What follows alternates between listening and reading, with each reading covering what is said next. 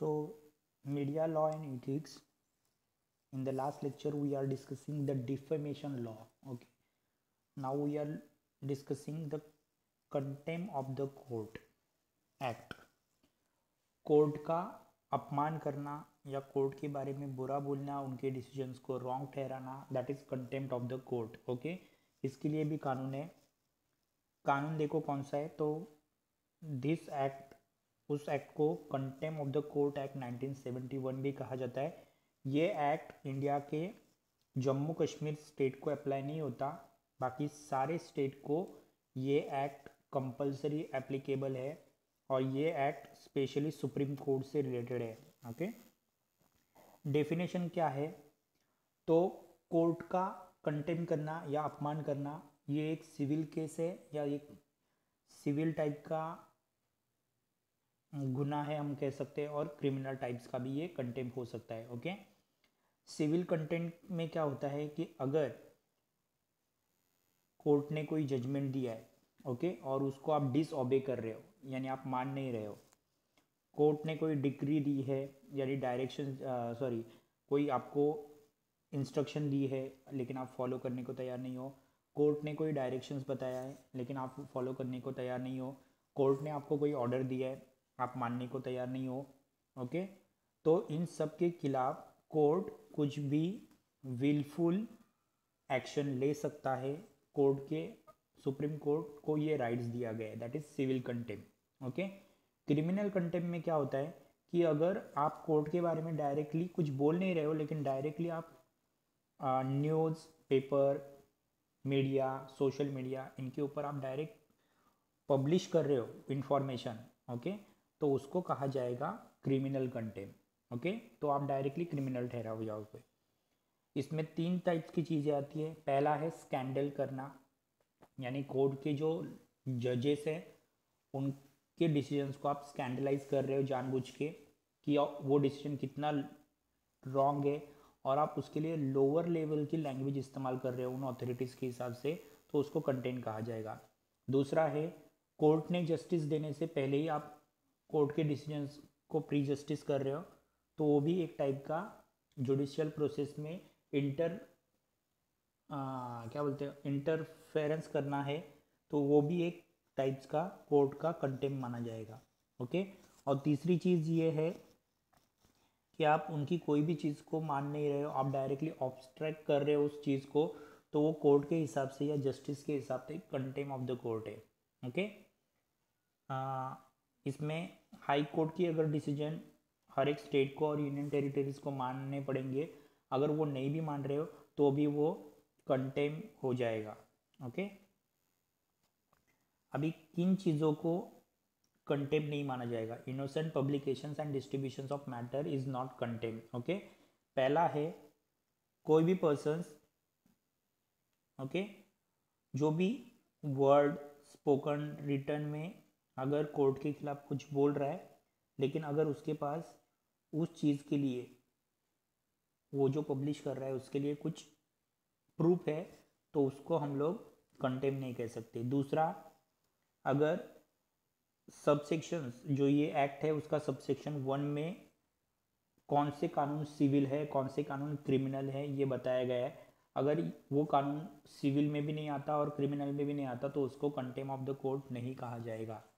Third ये बोला है कि उस पर्सन्स को गिल्टी नहीं कहा जाएगा या गुनहगार नहीं कहा जाएगा जिसने पब्लिकेशन जो किया है उसके लिए अपने रीजंस बताए हैं, ओके, या उसके फोर साइड बताइए, उसके अच्छी या बुरी बातें, मतलब उसने क्यों ऐसा किया, ये अगर वो बता रहा है तो वो गिल्टी नहीं कहा जाएगा. ओके. सेक्शन 3 में जो दिया है इस act, press and registration act के तहत सेक्शन 3 के अगर रूल्स उसने फॉलो किए तो उस पर्सन को भी कंटेम्प्ट ऑफ द कोर्ट नहीं कहा जाएगा. सेक्शन 5 जो press and registration book act 1867 है, अगर उसके कानून उसने माने हैं तो भी उसको कंटेम्प्ट ऑफ द कोर्ट नहीं कहा जाएगा. ओके. नेक्स्ट, सिर्फ जज की कमीशंस बोल रही है कि वो गुनहगार है लेकिन उसने चार्जशीट या चलन फाइल नहीं किया है, तो या उसके लिए समन या वारंट नहीं लिखा है तो उसको हम लोग कंटेम ऑफ द कोर्ट नहीं कह सकते। ओके, हर एक डिसीजन देने से पहले कोर्ट को सब बातों को सुनना है ध्यान से। They heard compulsory and then finally they decided that it is contempt of the court और नॉट। ओके, नेक्स्ट पॉइंट है 4th नंबर, अगर कोई फेयर एंड एक्यूरेट रिपोर्ट दे रहा है किसी भी केस के लिए, या अगर उसने कोर्ट को गलत बताया है और वो अपने जजमेंट के लिए अगर फेयर एंड एक्यूरेट रिपोर्ट दिखा रहा है तो उसको कंटेम ऑफ द कोर्ट नहीं कहा जाएगा। ऐसा contempt of the court section act 1987 में लिख के रखा है, सेक्शन 7 में। ओके, अगर वो अपने जो उसने पब्लिश किया है उसके लिए वो प्रूफ दिखा रहा है या वो कैसे कोर्ट गलत है, ये अगर फेयर एंड एक्यूरेट रिपोर्ट दिखा रहा है तो उसको हम लोग गलत नहीं कह सकते या उस पर्सन को कंटेम ऑफ द कोर्ट नहीं कह सकते। 5th नंबर ये है कि अगर वो फेयर क्रिटिसिज्म दिखा रहा है, फेयर क्रिटिसिज्म मतलब क्या है, वो कोर्ट को दिखा रहा है कि उस कोर्ट का डिसीजन अगर बहुत गलत है तो उसको भी हम लोग कोर्ट का डिसीजन अगर वो डायरेक्टली प्रूव कर रहा है कि वो गलत है तो उसको ये फेयर क्रिटिसिज्म है, उसको हम लोग गिल्टी नहीं कह सकते। ओके, नेक्स्ट है जो पर्सन्स कोर्ट को गलत ठहरा रहा है या गिल्टी फील करा रहा है, अगर उसने उसके खिलाफ सबऑर्डिनेट कोर्ट्स में कोई भी पिटिशन फाइल नहीं किया है, डायरेक्टली हाई कोर्ट में डिसीजन गया है, तो भी उसको हम लोग कंटेम ऑफ द कोर्ट नहीं कह सकते। ओके, नेक्स्ट उन्होंने बोला है कि कंटेम ऑफ द कोर्ट याद रखते वक्त या कोर्ट की प्रोसीजर चल रही है तो कोई भी कैमरा इस्तेमाल नहीं कर सकता, लेकिन अगर कुछ सर्टन केसेस में कैमरा इस्तेमाल किया जा सकता है। ओके, नेक्स्ट है 8 नंबर बोला है कि कोई भी पर्सन अगर डिफेंस के खिलाफ कुछ बोल रहा है हमारी इंडिया की तो वो भी कंटेम ऑफ द कोर्ट कहा जा सकता है। ओके, नेक्स्ट है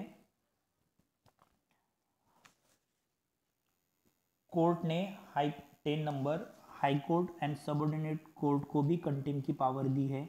ओके, हाई कोर्ट का काम होता है ज्यूरिडिक्शंस करना, पावर है उनको, कुछ पावर्स है उनको, कुछ अथॉरिटीज़ है, उनके हिसाब से कोई भी सबऑर्डिनेट कोर्ट यानी सिविल कोर्ट है, क्रिमिनल कोर्ट है, या जो सत्र न्यायालय जिसको बोलते हैं या जिला न्यायालय बोलते हैं, ये लोग हाई कोर्ट के डिसीजंस को रॉन्ग नहीं ठहरा सकते। अगर वो ऐसा ठहरा रहे तो वो कंटेम ऑफ द कोर्ट कहा जाता है और उसके लिए हाई कोर्ट सबऑर्डिनेट कोर्ट को इंस्ट्रक्शन दे सकता है या उनको गिल्टी ठहरा सकता है। ओके, नेक्स्ट है पनिशमेंट क्या है अगर आप कंटेम ऑफ द कोर्ट कर रहे हो, कोर्ट को अगर गलत ठहरा रहे हो तो पनिशमेंट क्या है। तो नॉर्मल लॉ के हिसाब से, contempt of the court law के हिसाब से 6 मंथ्स की प्रिजमेंट है आपको कंपलसरी, और आपको 2000 रुपीज़ का फाइन है। ओके, या दोनों हो सकता है। ओके, कई बार दूसरा ये भी दिया है कि सब सेक्शन 1 में ये बताया गया है कि अगर आपका कंटेम ऑफ द कोर्ट बहुत ही स्ट्रांग है, आपने अगर बहुत ही गलत बोला है कोर्ट को, तो सब ऑर्डिनेट कोर्ट भी आपको ये पनिशमेंट दे सकते हैं जो ऊपर दी है, जैसे 6 मंथ की प्रिजमेंट है, 2000 रुपये का फाइन। ओके, नेक्स्ट है अगर आपने वो फाइन भरने से मना कर दिया, 3rd पॉइंट, अगर आप गिल्टी ठहराए गए हो, आपने कोर्ट का अपमान किया है और आप फाइन भरने को तैयार नहीं हो, इस वक्त आपको क्या किया जाता है, सिंपली जेल में भेजा जाता है, दैट इज इम्प्रिजमेंट की पनिशमेंट आपको मिलती है और आपको 6 महीना या 6 महीने से ज़्यादा की पनिशमेंट हो सकती है। ओके, नेक्स्ट है, ये हो गए कॉमन मैन के लिए। अगर कोई company contempt of the court कर रही है या कोर्ट का अपमान कर रही है तो उस बिजनेस रिलेटेड कंपनीज को उसका लाइसेंस कैंसिल किया जाता है। ओके, या उस कंपनी के रेंडर्स यानी मालिक को पनिशमेंट मिलती है उससे रिलेटेड। ओके, अभी ये पनिशमेंट डायरेक्टर्स को हो सकती है, मैनेजर्स को हो सकती है, सेक्रेटरी को हो सकती है, मतलब किसी भी पर्सन को ये पनिशमेंट हो सकती है। ओके, अभी ऐसे कौन सी केसेस है 13 नंबर में दिया है कि कौन सी केसेस है जिसमें कंटेम्प्ट ऑफ द कोर्ट में भी पनिशमेंट नहीं हुई है, तो वो देखो पढ़ो क्या दिया है। ओके, प्रोसीजर कैसी होती है कि अगर आप कोर्ट का अपमान कर रहे हैं तो सुप्रीम कोर्ट में वो पनिशमेंट कैसी होती है या प्रोसीजर कैसी होती है, वो 14 नंबर में दिया है। अगर आप सुप्रीम कोर्ट या हाई कोर्ट का कंटेम करते हुए पकड़े गए तो वहाँ पे आपके लिए हियरिंग्स या प्रेजेंस चालू होता है। जितनी बार कोर्ट में आपको पॉसिबली बुलाया जाएगा उतनी बार आपको प्रेजेंट रहना है। ओके, पहला तो आपके ऊपर कंटेम का चार्ज लगाया जाएगा, दूसरा आपको डिफेंस के लिए चार्ज या अपॉर्चुनिटी दी जाएगी कि आप अपने लॉयर्स की तरफ से डिफेंस कर सकते हो खुद को। ओके, तीसरा है आप अपने अपने अगर एविडेंस प्रूव किए कि आप अगर कोर्ट को गलत ठहरा रहे तो उससे रिलेटेड अगर आपने डिसीजंस दिया या एविडेंस प्रूव किए तो उसके बाद कोर्ट उसके लिए जजमेंट दे सकता है और आपके ऊपर के चार्जेस कम कर सकता है या निकाल सकता है। ओके, अगर आपने दिए हुए एविडेंस प्रूफ हो गए तो आपको पनिशमेंट नहीं मिलेगी, लेकिन अगर आपने दिए हुए जो प्रूफ है वो नहीं प्रॉपर हो सके तो आपको उसकी पनिशमेंट भुगतनी पड़ेगी। ओके, 15 नंबर है cognizance of criminal contempt of the other cases. तो अभी अगर आपने कोर्ट का अपमान किया तो या सुप्रीम कोर्ट, हाई कोर्ट या सबऑर्डिनेट कोर्ट का अगर आपने कंटेम्प्ट किया तो आपको और कौन कौन पनिशमेंट दे सकता है, तो 3 पर्सन दे सकते हैं। पहला है एडवोकेट जनरल। ओके, कोई भी एक जजेस। ओके, या हाई कोर्ट या यूनियन टेरिटरीज में सेंट्रल गवर्नमेंट भी आपको पनिशमेंट दे सकती है। ओके, नेक्स्ट है 16 नंबर कंटेम्प्ट बाय द जज, मैजिस्ट्रेट और any persons acting is judicially. अगर आप जज को कंटेम्प्ट कर रहे हो, मैजिस्ट्रेट को कंटेम्प्ट कर रहे हो, यानी जो हमारी कोर्ट के जजेस होते हैं अगर उनको आप कंटेम्प्ट कर रहे हो तो आपको 1 साल की पनिशमेंट हो सकती है। ओके, आपको 1 साल की पनिशमेंट हो सकती है। 17 नंबर इतना इंपॉर्टेंट नहीं है।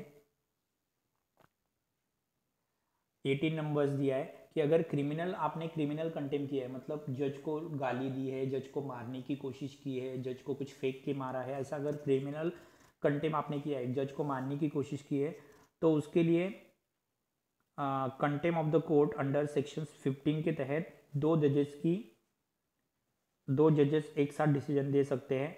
ओके, और अगर उनका डिसीजन आपको मानना नहीं है तो डायरेक्टली जुडिशियल कमिश्नर डिसीजन दे सकता है। ओके, लेकिन आप इसके लिए भी अप्लाई कर सकते हो। ओके, सुप्रीम कोर्ट में लिमिटेशन क्या है कोर्ट को। ओके, यहाँ पे प्रॉब्लम ये है कि अगर आपके ऊपर कंटेम्प्ट ऑफ द कोर्ट की केस चल रही है तो आप 1 साल से ज़्यादा वो केस नहीं चला सकते। अगर आप जज आगे आगे आगे आपकी केस को पोस्टपोन कर रहा है तो 1 साल के बाद अगर 1 साल हो गया उस केस को तो आपकी केस ऑटोमेटिकली कट हो जाएगी। नेक्स्ट है अगर हर एक गांव में एक पंचायत होती है, नया पंचायत या विलेज कोर्ट होता है, विलेज कोर्ट को भी सुप्रीम कोर्ट के डिसीजन मानने पड़ते हैं। अगर विलेज कोर्ट ने भी अगर सुप्रीम कोर्ट के डिसीजन नहीं माने तो उसको भी कंटेम्प्ट ऑफ द कोर्ट कहा जाता है। ओके, तो वो पूरे गांव के लिए, मतलब गांव का टोटल एडमिनिस्ट्रेशन या वो विलेज पंचायत उसको कैंसिल किया जा सकता है। ओके, नेक्स्ट कोर्ट ने जो कहा है उसको आप डिरोगेशंस कर रहे हो, डिरोगेशंस यानी आप ऑपोजिशन कर रहे हो या ऑब्जेक्शंस ले रहे हो तो ये कोर्ट का कंटेम्प्ट होता है। इसके लिए एडिशनली कुछ एक्ट नहीं बनाए गए, लेकिन जो एक्ट है उसके तहत जो पनिशमेंट डिसाइड की है वो फिक्स रहेगी। ओके, जितनी पावर सुप्रीम कोर्ट है और हाई कोर्ट को दी है उसके तहत सुप्रीम कोर्ट या हाई कोर्ट को ये प्रोविजंस दी गई है कि अगर उनको कोई कंटेम्प्ट कर रहा है या उनको कोई रॉन्ग ठहरा रहा है तो वो डायरेक्टली आपके ऊपर केस चला सकते हैं, प्रोसीजर कर सकते हैं। ओके, और लास्ट है reappeal. The contempt of the court के तहत 1952 के तहत आप रीअपील कर सकते हो। ओके, तो ये है contempt of the court. Okay, तो ये पनिशमेंट पढ़ो, कुछ डाउट है तो पूछो। यहाँ पे मीडिया इथिक्स एंड लॉज का चैप्टर नंबर 3 चालू है। हमने अब तक देखे हुए पार्ट है IT एक्ट 2000, उसके बाद हमने डिफेमेशंस देखा, और डिफेमेशंस के बाद अब आज हमने देखा है contempt of the court act. Okay, तो थैंक यू स्टूडेंट्स।